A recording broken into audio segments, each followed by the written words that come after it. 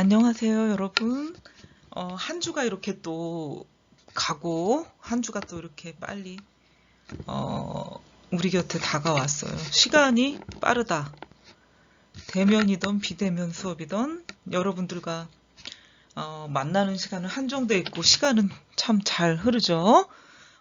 저번 주까지 12장을 여러분들과 공부를 했어요.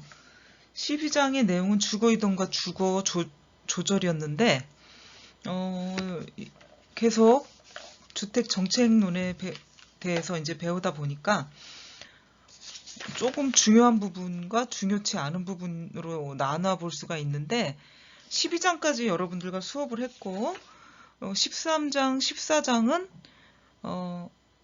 좀 중요한 챕터를 먼저 수업을 진행한 다음에 나가도록 하겠습니다.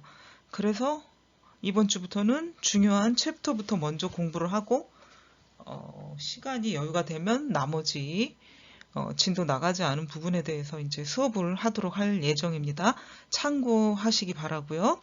이번 주는 그래서 15장 사회주택의 공급과 배분에 대해서 여러분들과 수업을 해보도록 하겠습니다. 사회주택과 공급. 예, 사회주택은 영국에서 먼저 발생이 됐다고 볼 수가 있어요. 그래서 영국과 미국 크게 민주주의 하면은 영국과 미국이란 대표적인 나라가 있는데 방식이 좀 다르다 하는 거를 여러분들이 정확히 수업을 듣고 알았으면 좋겠고요. 그래서 이제 진행을 해보도록 하겠습니다. 그 사회주택이라는 개념이 있어요.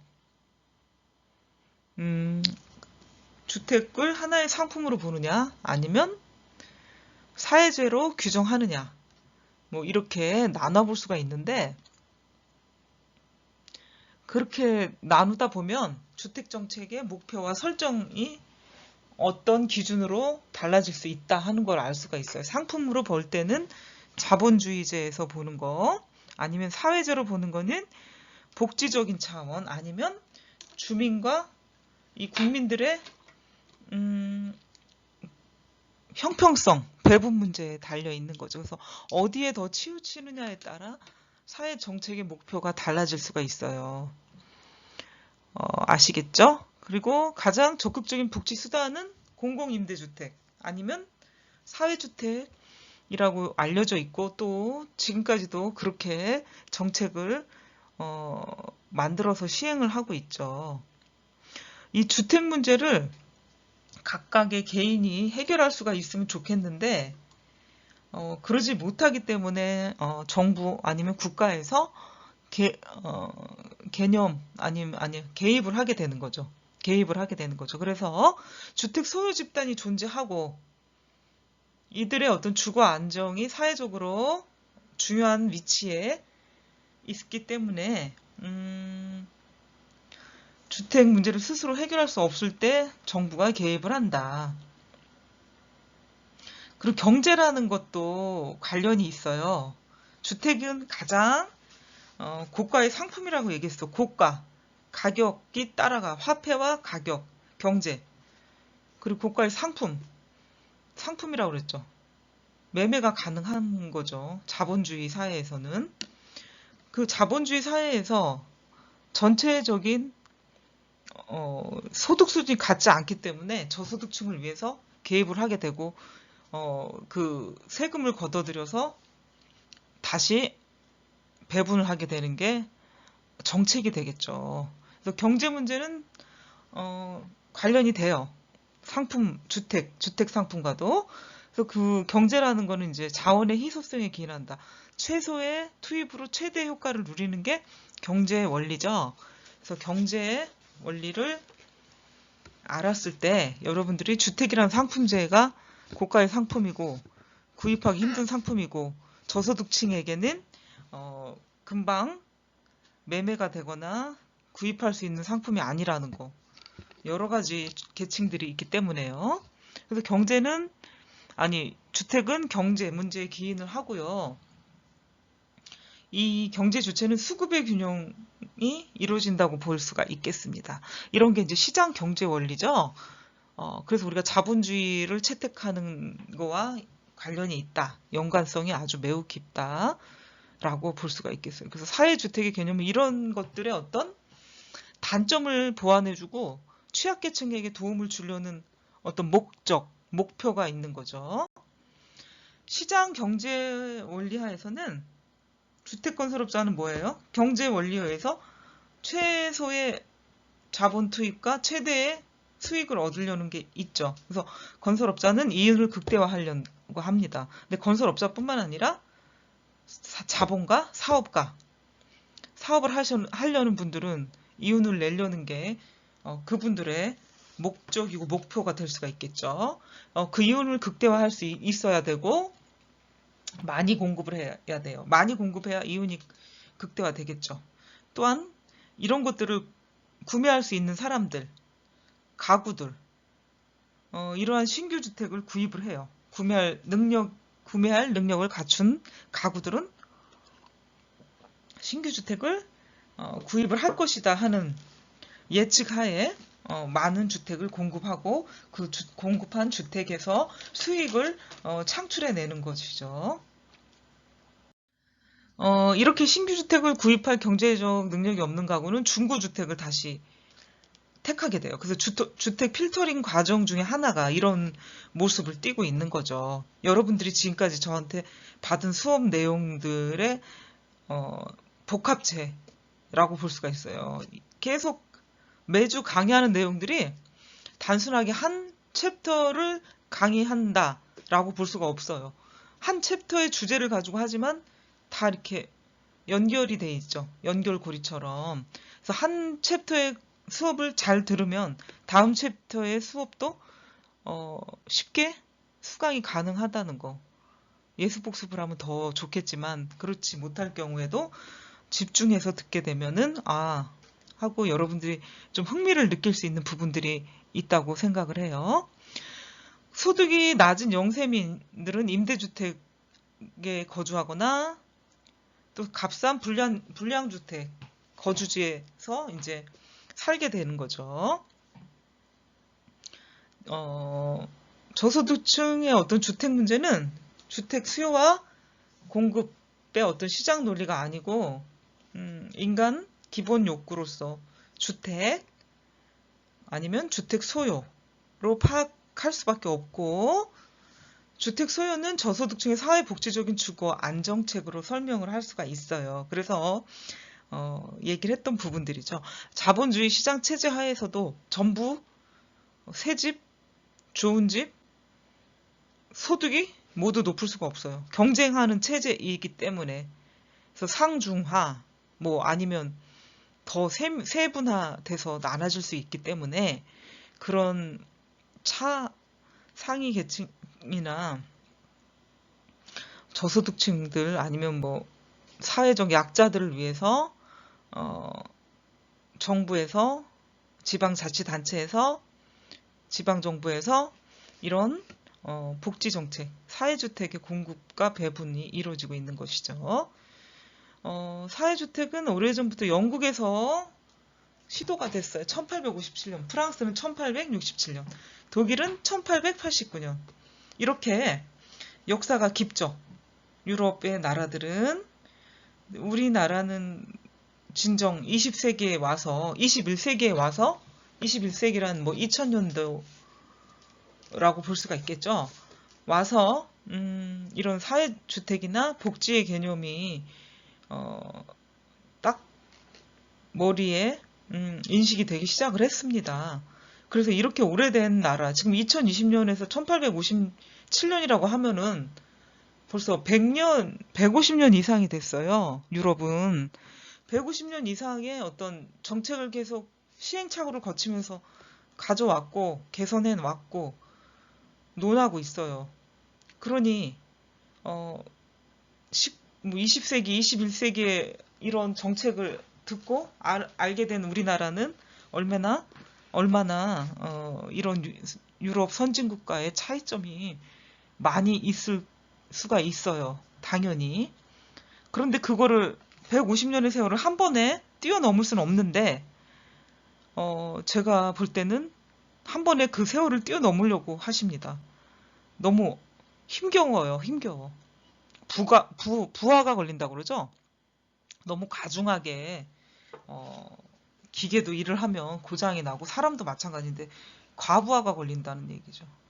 복지나 사회 정책에서도 이런 오랜 기간을 가지고 시행착오를 거치고 어떤 정책이 좋을까 안정되게 세월을 거쳤던 나라와는 다르게 우리는 너무 과부하적인 정책을 쓰고 있지 않나 한번 깊이 생각해 볼 문제라고 생각을 합니다. 두 번째, 사회주택의 발전 배경과 현황을 한번 보면은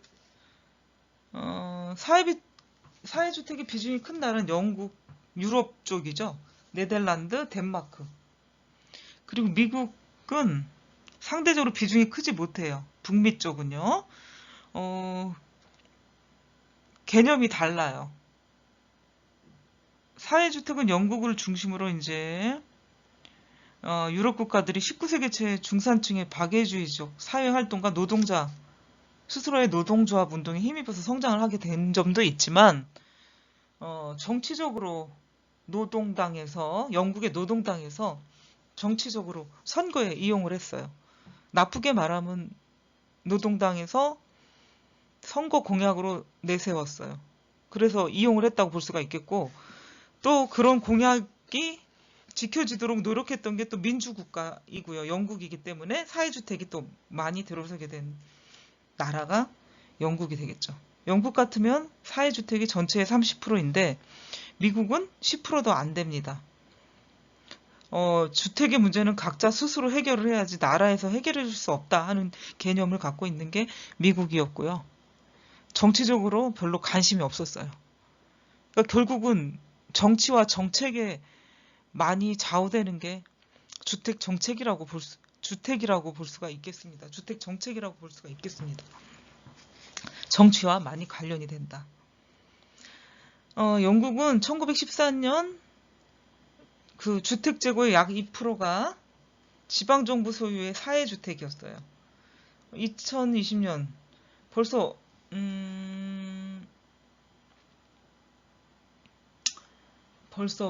100년 전 일이죠.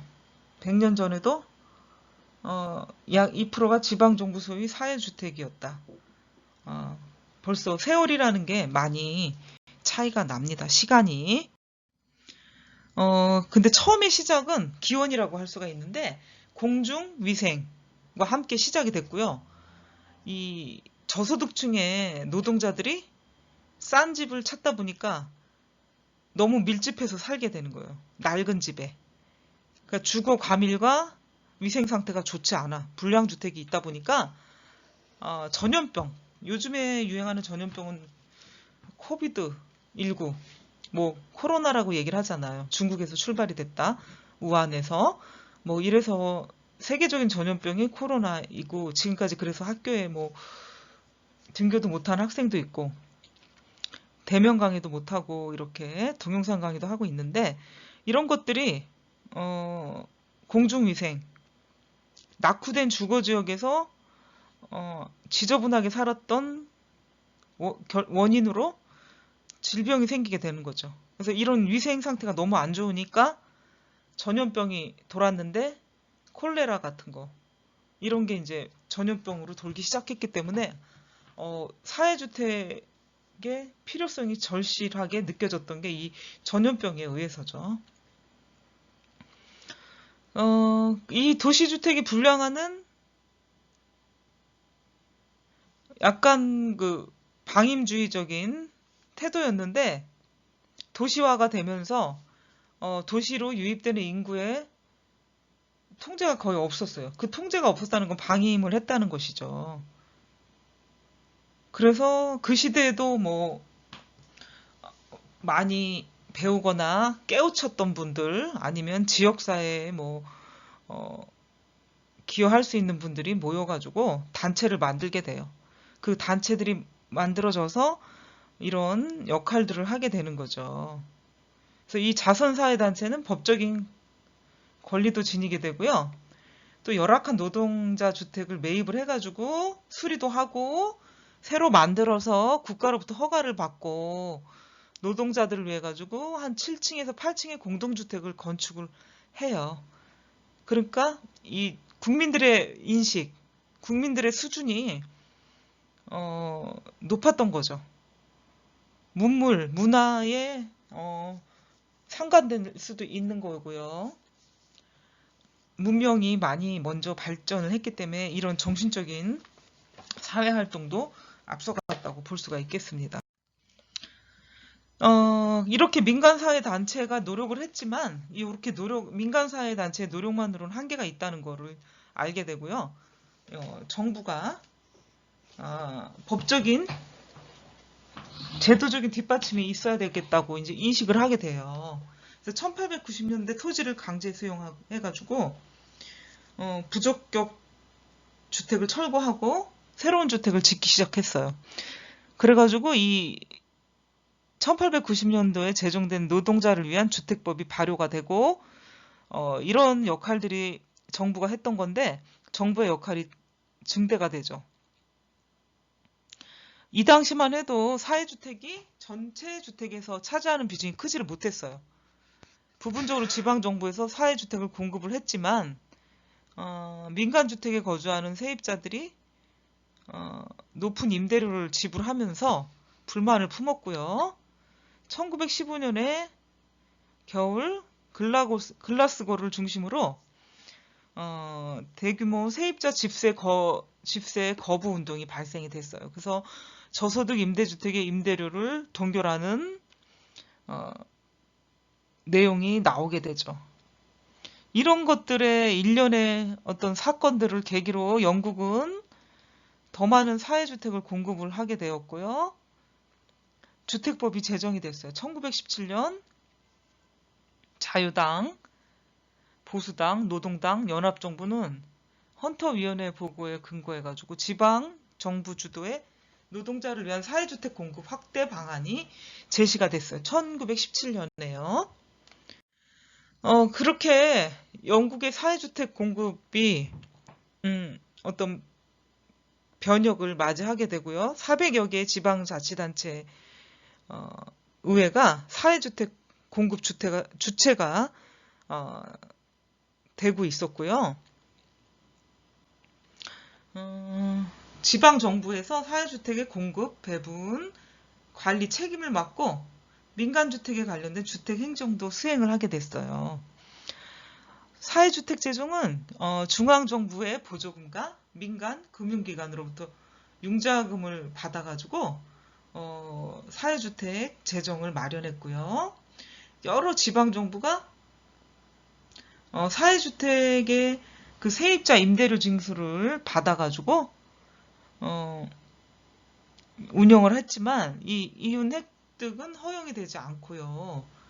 오직 서민주거 안정의 그 목적을 가지고 있었어요. 1970년대 중반 이후부터는 이 사회주택에 대한 통제가 점차 강화가 되고 대부분 지방정부 소유 사회주택이 세입자에게 불화되고 있었어요.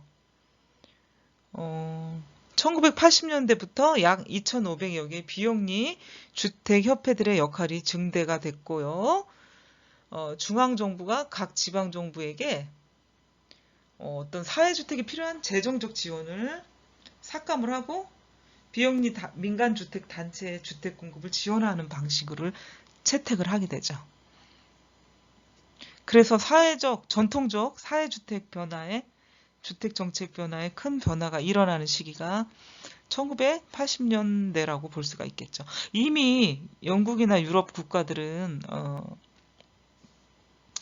100여 년 넘게 이 사회주택 정책을 실행해왔기 때문에 80년대에는 이미 소득 수준이 높아지고 주택에 대한 어떤 욕구가 많이 해소된 상태라서 사회주택 세입자에게 불화가 되고 있었기 때문에 그 정책도 변화가 될 수밖에 없었습니다. 미국을 들여다볼게요. 큰 틀에서 보는 거죠, 이게. 37년 주택법에 근거해서 저소득층을 위해 공공주택이 공급이 되기 시작을 했어요. 역사가 영국이나 뭐 독일, 스웨덴, 프랑스보다 짧다고 볼 수가 있겠죠. 공공주택의 주체는 2,800여 개 공공주택 당국이 됐는데 그 공공주택 당국의 약자는 PHA라고 합니다. Public Housing Authority 해가지고 PHA. 그래서 PHA는 지방정부에 의해서 법적 권한이 부여된 독립적 기관이기도 하지만 가끔은 지방 정치의 영향을 받기도 했어요. 연방정부의 보조와 재정을 받아야 되고 대부분 세입자가 내는 그 임대료로 충당을 해야 됐기 때문에 이제 그렇습니다. 공공주택의 이제 문제점은 이제 미국에서는 슬럼화가 됐다는 거. 슬럼화는 보통 이제 흑인들이 사는 지역이 많았어요. 뭐 저소득층도 많았고 처음에 그 뿌리 내리고 살기가 힘들었기 때문에 이제 슬럼가는 흑인들이 많이 사는 곳, 흑인들의 주택이다. 이렇게 인식이 됐던 게 미국의 슬럼 주택이죠. 그래서 이런 슬럼화를 예방하기 위해서 공공주택 분산화 방식이 도입이 되고 기존 주택을 매입해서 공공주택으로 하는 방식이 있고요. 민간주택을 임대해서 공공주택화하고 연방 정부가 임대료 차익을 보조하는 방식을 가져가게 됐죠.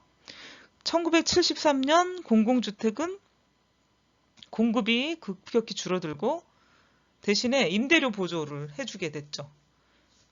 그래서 이렇게 변화가 오기 시작한 건 73년부터다. 미국은. 또한 87년 이후에는 공공주택의 신축이 거의 안 되고요. 기존 공공주택도 임차인에게 불화하는 정책으로 돌아섰다. 미국의 정책은 정치에서 공공주택이 정치에 차지하는 비중이라던가 이슈가 별로 없기 때문에 그렇게 되는 것도 있지만 미국 또한 가장 이제 잘 살게 된 시기가 80년대 이후라고 볼 수가 있기 때문에 점점 주택의 삶의 질을 따지게 됐던 거죠. 그래서 소득이 높아지는 연방 정부 주민들에게서 별로 이렇게 각광을 받지 못했던 부분도 있다고 볼 수가 있겠습니다. 네덜란드를 볼게요. 도시정부와 주택공사가 맡고 있어요. 사회주택은 60년대 이후에 주택공사가 사회주택의 주된 공급관리 주체가 되었고 최근 임대용의 사회주택하고 자가를 원하는 가구를 위해서 분양용 주택도 공급을 하고 있습니다. 분양용 주택을 통한 이윤을 찾기 시작을 했고요. 자체 주택 사업에 재투자를 했죠. 그 돈을 가지고. 주택공사는 정부의 감독하에 있고 지방정부 주택 관련 재규정에 의해 가지고 사업 영역이 정해지기도 합니다. 정치적으로 각 정당의 영향을 받기도 하지만 가장 큰 영향력은 노동조합으로부터 받고 있는 게 이제 네덜란드고요. 주택공사 재정은 세입자 임대료, 중앙정부 및 지방정부 보조금과 융자금으로 충당을 하고 있습니다. 전국적으로는 한 900여 개의 주택공사가 있고요. 이들 최근 관심은 정부로부터 감독과 영향권에서 벗어나서 독자적인 운영 체계를 유지하려는 움직임이 있습니다. 프랑스 보도록 하겠습니다. 사회주택은 지방정부의 조정하에 있지 않고요. HLM이라는 어떤 조직에 의해서 공급이 돼요. HLM의 약자는 헤비테이션 로아이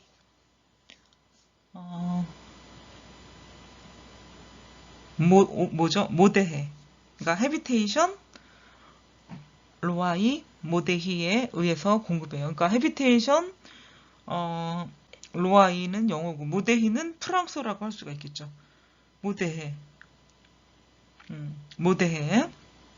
이거는 이제 절제 있는 뭐 온건파 보수파라고 얘기할 수 있죠. 지방 정부 조정해서 지방 정부 헤비테이션은 거주. 그죠? 사회주택이라는 의미가 되겠죠.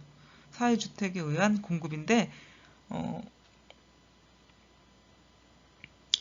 이렇게 해서 HLM이 주관을 했어요. 그래서 HLM 주택은 1850년대에 저소득층에게 저렴한 주택을 공급할 것을 목적으로 시작한 사회복지적 주택건설 운동을 발전시킨 게 HLM이다. 그래서 이 HLM은 정부 보조하에 분양주택도 공급을 하고요. 이 두 개의 형태가 있는데 지방정부 협조하에 사회주택을 공급하는 데가 하나가 있고 다른 하나는 민간기금으로 설립된 것으로 하나가 있어요.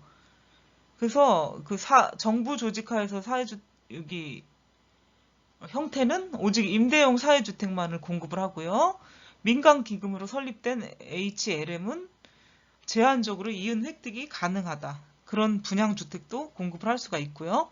전국에 1200여 개의 HLM이 있고 중앙정부로부터 감독과 조정이 강화될 경우는 강한 반발과 독자적 운영체계를 주장을 합니다. 그러니까 자체적인 어떤 운영을 하려는 움직임이 아주 크다고 볼 수가 있겠죠. 그래서 프랑스는 굉장히 오래됐죠. 1850년대부터 역사가 깊은 시간이 많이 흐른 정부 주도라기보다는 자체 개발 주택 공급, 사회주택 공급 조직이 만들어졌죠. 그래서 프랑스와 네덜란드, 영국, 미국 등을 전체적인 맥락으로 한번 여러분들과 개략적으로 봤습니다. 독일은 또 한번 보시면 되게 복잡한 사회주택 체계를 지니고 있고 비영리 조직, 개인, 회사에 의해서 공급이 돼요.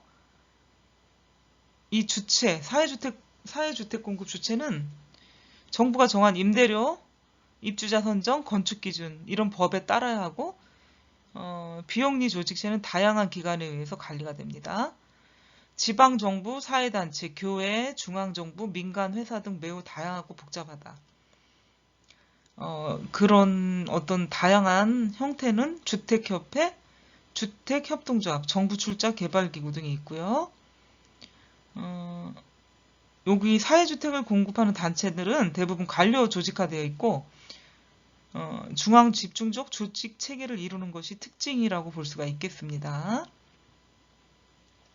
사회주택 공급 단체들 일부는 사회주택 공급 이외에 도시 재개발 사업, 영리 목적의 분양주택 건설, 기타 개발 사업 부분도 허용이 되고 있고요. 독일에서 가장 큰 사회주택의 재정은 중앙정부랑 지방정부로부터 지원을 받고요. 상당 부분의 사업 자금은 민간으로부터 융자를 받고 있어요. 그래서 독일의 어떤 사회주택 체계를 봤습니다. 사회주택 정책의 이론적 접근을 보겠습니다. 사회주택의 이론적 접근은 5가지가 있다고 볼 수가 있겠어요. 그러니까 사회주택에 대한 접근은 시대와 국가에 따라 다양하게 나타날 수가 있고 현대 공공주택 정책에 대한 이론적 접근을 개략적으로 이제 살펴볼 건데 5가지가 있어요. 다원주의적인 접근, 신자유적인 접근, 엘리트 이론적 접근, 신마르크스주의적 접근, 사회민주적 접근이에요. 그러니까 여러분들이 단어 그대로 비슷하게 해석을 하시면 되긴 해요. 그래서 한번 개략적으로 이 이론을 보고 넘어가도록 하겠습니다. 다원주의적인 접근은 말 그대로 이 현대사회나 우리가 사는 지금 세상은 굉장히 복잡하고 다양한 모습을 띠고 있거든요. 그래서 모든 개체나 구성원들의 이익과 지혜를 반영할 수 있도록 광범위한 참여를 통해서 계획이 수립이 되어야 한다고 주장을 하는 게 다원주의적인 접근이다. 그래서 보면은 사회주택은 선거를 하다 보니까 이해 그룹이 의사 표출에 반응하는 국가정책의 하나이다. 그리고 사회주택의 성장 배경은 저소득 노동자들의 저렴한 임대주택의 요구에서 출발이 됐고 사회주택 정책 변화는 저소득층의 열악한 주거 환경이 어느 정도 해결되었다고 판단을 합니다. 그래서 이때부터 영국은 사회주택의 수가 점차 줄어들고요. 지역에 따라 임대주택의 불화가 계속 가속화됐어요. 미국도 마찬가지죠. 미국도 이와 비슷한 상황이다. 아까 영국과 미국, 프랑스, 네덜란드, 독일 주택 정책, 사회주택 정책에 대해서 이제 설명을 할 때 살짝 이런 내용들이 나왔는데 미국도 이와 비슷한 상황이 되고요. 공공주택 공급보다는 주택 사유화 정책으로 적극적인 추진을 하고 있습니다. 그래서 다원주의적인 접근은 여러 사회 구조가 복잡하고 여러 이해 계층들이 다양하게 있다 보니까 그런 사람들의 어떤 의견을 다 골고루 반영할 수 있도록 참여하고 이런 계획이 수립이 돼야 한다는 내용이라고 볼 수가 있겠습니다. 두 번째, 신자유적인 접근. 60년대 중반부터 다원주의에 대한 비판이 시작이 됐는데 그것은 신자유주의자들이 비판을 하기 시작했던 거죠. 이 신자유주의자들은 자본주의 사회의 시장 기능, 그 다음에 이런 과정이 근본적으로 강조가 되고요. 정부 시장 개입을 반대하는 입장이었죠. 자본주의 시장에서 정부의 어떤 시장 개입을 가능한 한 안 하는 게 좋고 민간 부분은 육성하는 게 좋다. 그래야지 그 근본 질서가 바로 잡게 되지고요. 또 이 민간 부분에서 발전을 할 수 있는 부분들이 있다고 이제 주장을 했던 거죠. 그렇지만 이 신자유주의적인 접근을 주장했던 사람들도 부분적인 정부 주택 시장 개입은 피할 수 없다는 거를 인식하고 있었어요. 그렇지만 반대했던 거는 정부가 시장 개입을 반대하는 이유 중에 하나는 어떤 의문이나 문제점이 있었기 때문이죠. 그래서 그 의문이나 문제점은 무엇이냐? 정부 주도형 공공주택 공급 체계의 경제적 비효율성이 있기 때문이고요. 60년대부터 공공주택의 관리상의 문제는 70년대 와서 본격적으로 이제 나타나기 시작을 했어요. 그래서 비효율적이고 정부 개입이 썩 달갑지 않다, 효과적이지 못하다 이렇게 생각을 했던 거죠. 정부 주택시장 개입과 저소득층을 위한 공공임대주택은 소비자들에게 어떤 개개인의 의사결정과 민간주택시장을 왜곡시키고 있다는 것이 신자유자들의 주장이다라고 볼 수가 있겠습니다. 신자유주의자들의 주장이 어떤 건지 여러분들은 확실히 파악이 되셨죠. 정부가 주택시장에 완전히 개입하지 않을 수는 없지만 개입하는 거에 대해서 달가워하지 않은 이유가 바로 이 두 가지 이유죠. 관리상의 문제와 그 저소득층만을 위한 공공임대주택이 소비자 개개인의 어떤 의사결정들과 민간주택시장을 왜곡시켰다라는 이유 때문에 신자유자들의 주장이 나오게 된 것이죠. 세 번째는 엘리트 이론적 접근입니다. 우리가 엘리트 그러면 딱 연상이 되는 모습들이 있죠. 어떤 일부 소수의 집단 아니면 일부 소수의 사람들을 이제 엘리트라고 많이 불렀던 시절이 있는데 그 엘리트들은 지식도 많고요. 사회 지도 계층일 수도 있고 정책을 주도해 나갈 수 있는 어떤 위치에 있는 사람들이기 때문에 그 몇몇의 엘리트들이 자신만의 가치 판단에 의해서 이론적인 접근이 이론적인 사회주택 정책이 이루어져야 된다라고 주장을 했던 게 엘리트 이론적 접근이라고 볼 수가 있겠죠. 그러니까 신자유주의자들이 보는 것처럼 자본주의 사회, 영국과 미국에서 사회주택이 점차 감소할 것으로 예측을 했잖아요. 그 예측들이 엘리트 이론가들이 전망을 했다라고 주장을 하면서 그 엘리트 이론가들이 전망한 이유를 보면 그 이유로 개인 소유 토지가 투기 현상으로 공공주택의 가격이 상승이 된다. 두 번째는 사회주택 공급으로 사회주택 입주자들에게 지나친 정부 보조와 혜택이 주어지고 있다. 그래서 일을 안 하고 나태해지고 있고 정부의 어떤 보조와 혜택만 바라고 살기 때문에 중산층들이 힘들어지고 있다. 세금으로 인해서 그거를 예측을 했던 것이고요. 사회주택, 세 번째, 사회주택의 강화는 한정된 정부 지원 내에서 집을 가진 자, 중산층의 복지 혜택이 줄어들 수밖에 없고 또 중산층 이상의 주민이 어떤 희생에 될 수밖에 없다. 그 결과가 바로 엘리트 이론적 접근에서 사회주택이 점차 감소할 수 있는 요인이다 라고 주장을 했죠. 엘리트 그룹의 가치와 이해가 어떻게 사회주택 정책에 반영되고 있느냐가 중요한 논점으로 등장을 했고요.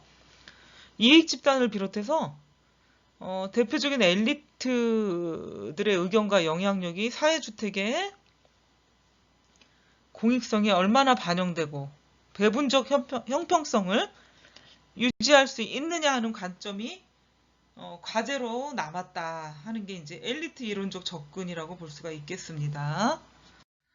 네 번째, 신마르크스주의적인 접근을 볼게요.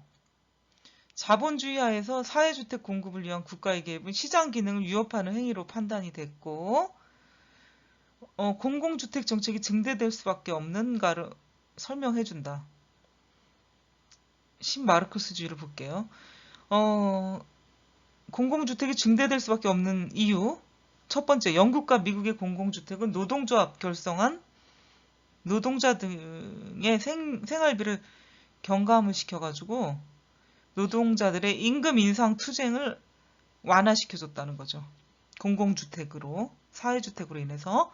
두 번째는 사회주택 공급이 대규모 건설회사 및 건설 산업의 성장에 기여를 했다. 세 번째는 산업 자본의 한 부분을 차지하는 건설 자재, 산업 이윤 추구에 기여를 했다. 네 번째는 D. 슬럼 지역의 저소득 주민을 정상주택으로 이동을 시키는 걸 유발했다. 그래서 자본주의 사회에서 사회주택 정책은 자본주의 경제를 강화할 수 있는 수단으로 나아가고 진정한 노동자 계층의 주거 안정 목적에 크게 기여하지는 못하고 있다는 견해가 신마르크스주의적인 접근이다라고 볼 수가 있겠습니다.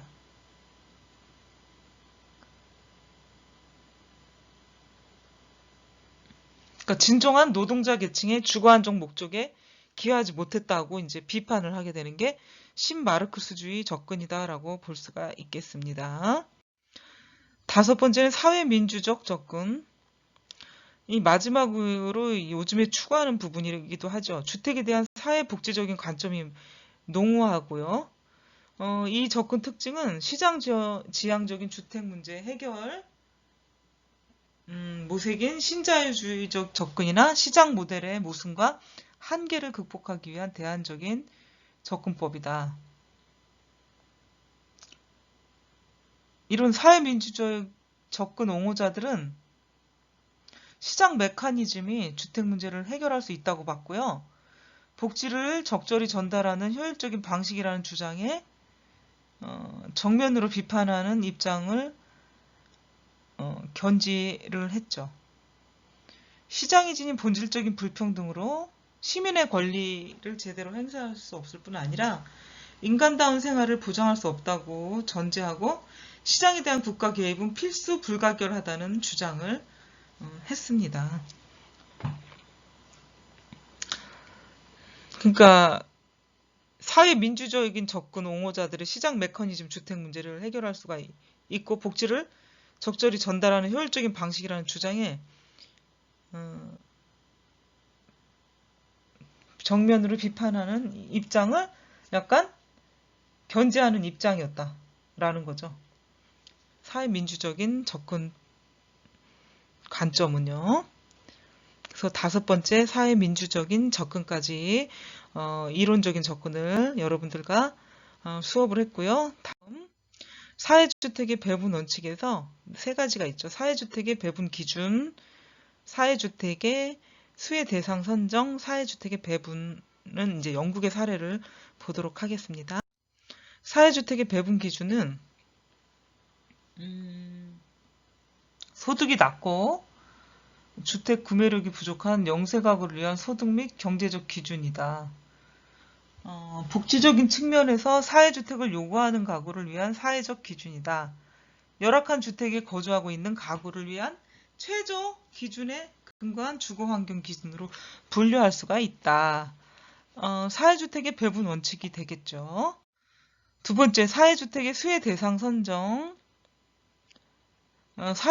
그 전에 이제 사회주택 공급 3개 부분이 있는데, 신규 주택을 건설해가지고 공급을 하는 방법이 있고요. 정부가 기존 민간주택을 구입을 해서 사회주택으로 활용하는 게 있고, 3번째는 기존의 사회주택을 다시 재분배하는 방법이 있습니다. 그리고 사회주택 공급의 수혜 대상 선정을 할 때는 6가지 기준에 합당해야 되는데, 무주택 가구, 재개발 철거 가구, 신체 장애자 등의 특수한 경우에 있는 가구, 또 현재 주거 상태가 불량한 경우에 새로운 사회주택으로 이주를 하고 싶어하는 가구들이 있고요. 또 저소득 가구 및 사회주택 희망 가구가 있습니다. 6번째는 기타 전쟁에 참가한 정부에서 정한 일정한 자격 조건을 갖춘 가구라고 볼 수가 있겠습니다.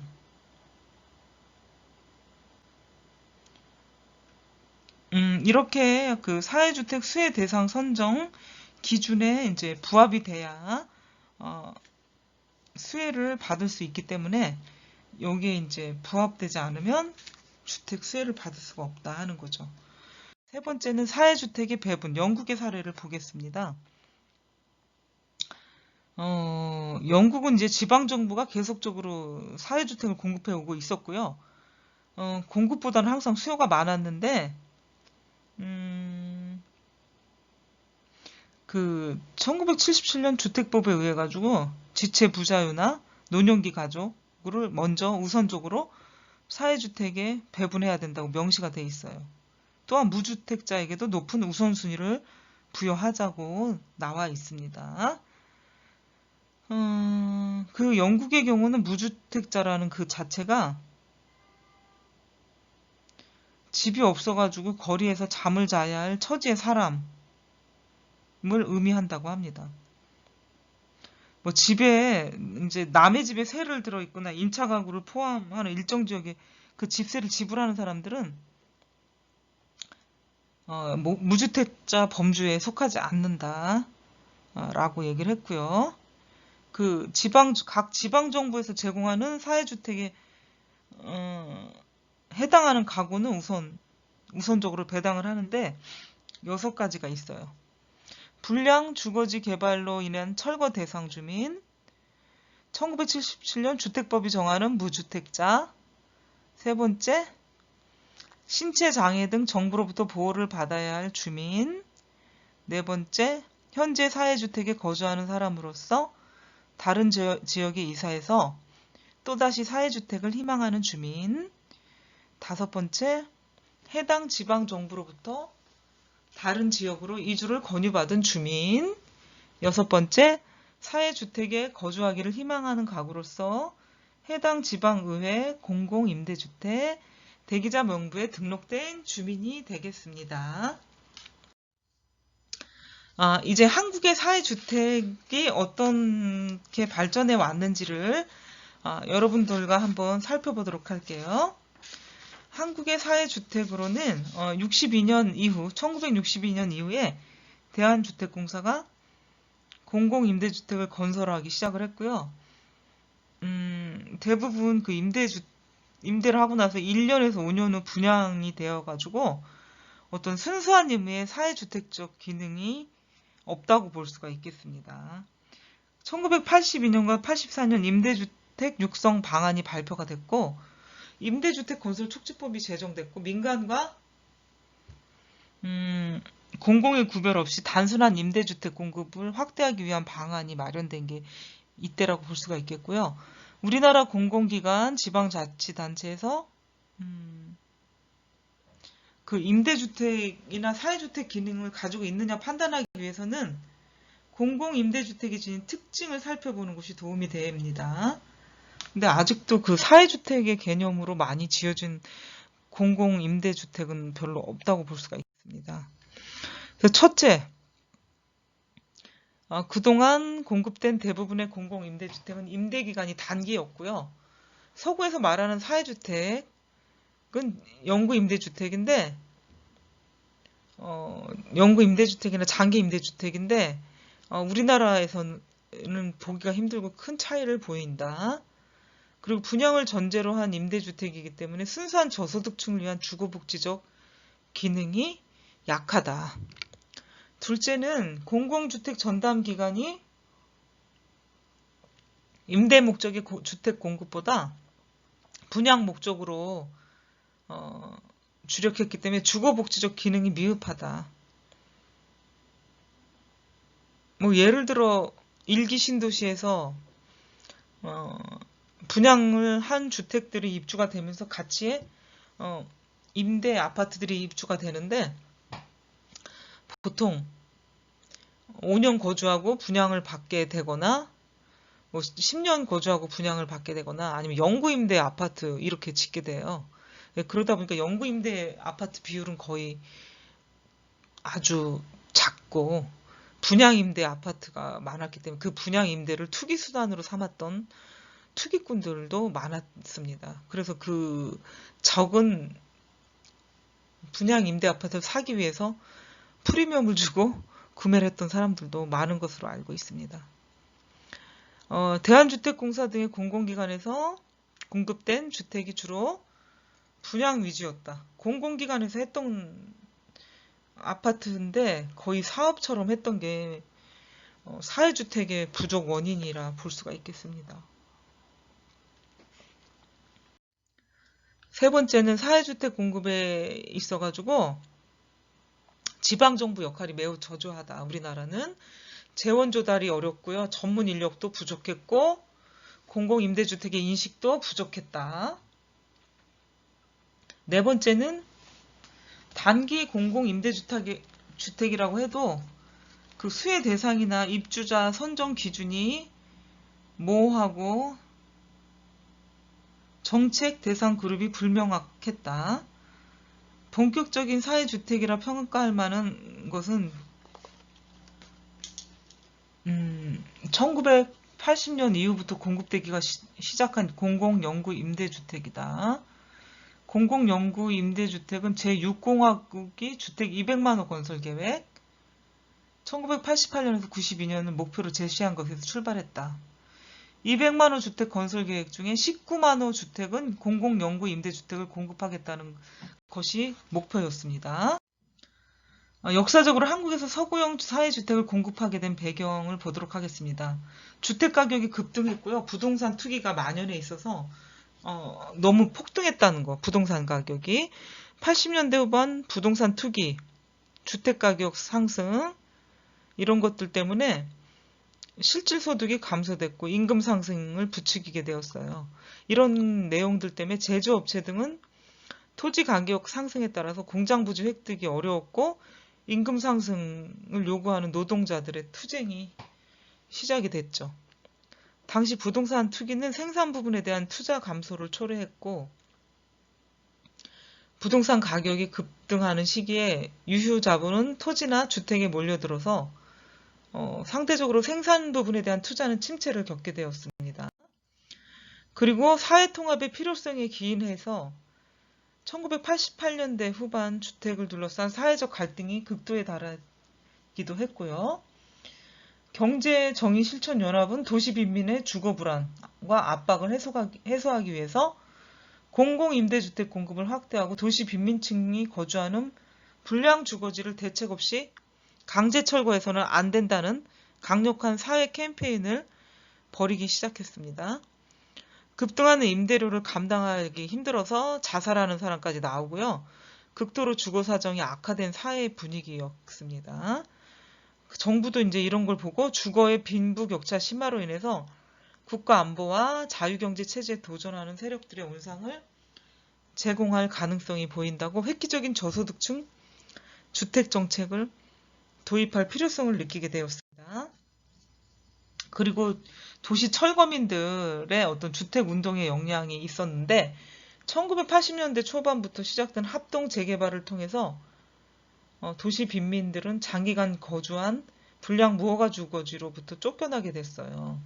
쫓겨나면 더 좋은 집으로 가야 되는데 좋은 집으로 갈 수 있는 사회에서 어떤 보상도 그렇고 주택가격 계속 상승 문제로 인해서 집회와 시위가 이제 이어졌고 빈곤층을 위한 공공연구 임대주택을 요구하게 되었죠. 네 번째는 정치적 목적이 내재되어 있었다. 노태우 정부는 중간평가라는 정치 일정이 크게 작용이 돼서 정권의 이미지 개선, 국민 지지 획득을 위해 가지고 국민 주거 안정이라는 이슈를 이용을 하고 저소득층 지지 획득으로 원하기 때문에 공공임대주택 프로그램이 절실하게 필요했다. 정치 관료 엘리트들이 인식을 하게 됐던 거. 결국 사회주택의 문제점과 개선 방향을 보게 되면은 주택 소유와 주택 수요는 다른 정책적인 개념이다. 소득 기준과 주택 최저 기준, 사회적 기준이 있어야 되고요. 주택 기준은 소득 계층별로 구분해서 1분위 혹은 최하위 계층을 의미합니다. 우리나라는 영국처럼 임대료 통제 정책은 아직 실시한 바가 없고요. 정부가 값싼 임대료를 근거로 공공임대주택을 공급을 했습니다. 전혀 소득이 없는 극빈계층에게 소득 기준은 의미가 없고요. 월가구 소득을 판단할 수 있는 방법이 먼저 마련이 돼야 되고 소득 기준만 의존해가지고 사회주택 배분 원칙을 정할 수는 없고요. 장애인 가구, 노령 가구, 결성 가구, 가정적, 신체적, 사회적 문화 요인에 의해서 주거 빈곤을 겪는 가구에 대해서 배려를 할 필요가 있습니다. 셋째, 사회적 기준으로 국가마다 주거 수준과 정책 목표가 국가로부터 보호를 받아야 할 집단에 대한 사회주택의 입주 우선권을 부여해야 되고요. 우리나라는 국민주택 입주자 선정 방법 하나가 영구 불임 시술자, 해외 취업 근로자, 무사고 운전자, 부양가족이 많은 자에 대해서 무주택인 경우 우선권이 부여되고요. 이제 현실에서 요즘의 법에서는 인구가 자꾸 점점 줄어들기 때문에 3자녀 이상의 주택에 먼저 무주택자인 경우 먼저 부여를 한다. 이런 내용들이 또 추가가 되었죠. 외국의 경우는 재개발, 지구, 거주자, 아파트, 주택, 토지 등 부동산을 매매해서 이익을 취한 사실이 없는 자, 재해 발생으로 인해서 주택을 긴급히 요하는 자, 지체 부자유 및 질병으로 인한 가구주의 어떤 고령 등이 사회적 기준이 되고 있습니다. 사회적 기준은 획일적으로 정하는 것보다 지역과 주택의 구조 등에 따라 신축성 있게 운영될 수 있다고 볼 수가 있겠습니다. 사회주택 정책의 방향을 보면 우리는 초기 단계라서 서구 선진국과 같이 정당 정치가 발달한 나라가 아니기 때문에 관주도적인 사회의 정책 수단이 강구될 수밖에 없는 형편이고요. 사회주택 입주 대상이 될 수 있는 집단에 대한 의견과 국민적 합의를 얻어야 되고요. 형평성도 유지해야 된다. 사회주택 입주 대상의 선정, 또 지방자치단체 역할이 강조돼야 되고 사회주택의 입주자 선정 가장 중요한 정책적 과제입니다. 우리나라에서 영구임대주택에 관한 국민적 합의를 도출하고자 하는 정부의 노력과 토론 과정이 결여되어 있습니다. 그래서 공공임대주택의 사회의 이념적 논쟁은 물론 공공주택이 지니는 사회경제적 파급 효과에 대한 논의가 활발히 이루어져야 될 것이라고 보겠습니다.